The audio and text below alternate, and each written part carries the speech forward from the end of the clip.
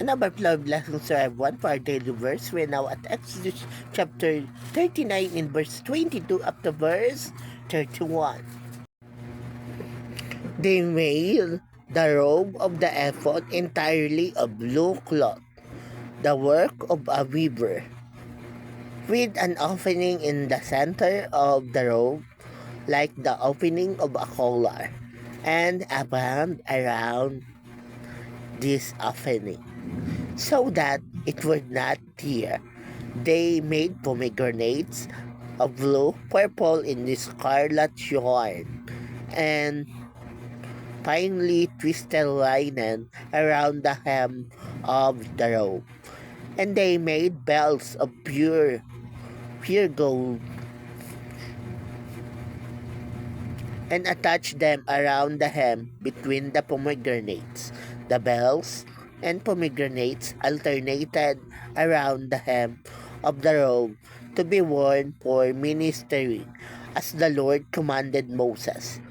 For Aaron and his sons, they made tunics of fine linen, the work of a weaver, and the turban of fine linen, and the linen caps and the undergarments of finely twisted linen.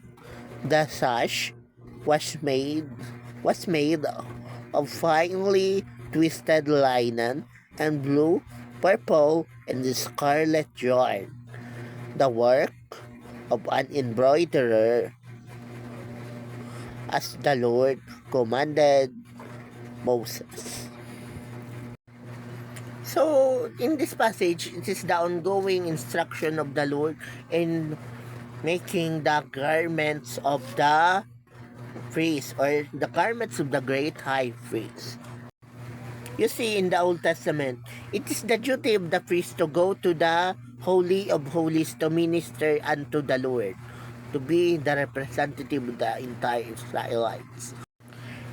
And it is the main reason why the garments of the great high priest contains the bell. See? It contains the bell. Why?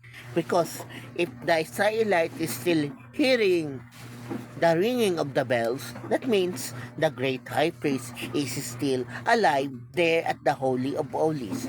And if it happened that the bell or the ringing of the bell is stopped, that means the great high priest was already dead. Meaning, the great high priest doesn't please God. He violates God. That's why he died there at the Holy of Holies. So, what the Israelites will do is that since the great high priest is tied with a rope, they are not allowed to go to the Holy of Holies. It is only accessible through by the great high priest. So, the Israelites in the Old Testament, what they will do is that they will pull the rope so that the cadaver, or the dead body of the great high priest will be pulled out. So that means that the great high priest doesn't please God. That's why he died. And that's the reason why the great high priest apparel contains bell at the bottom. You see, the apparel of the great high priest, or even the normal priest, it contains a lot of symbolisms, and it reflects their duties and responsibilities being a priest, or being the great high priest during their time. So that's the duties and responsibilities of the uh, great high priest during the Old Testament time.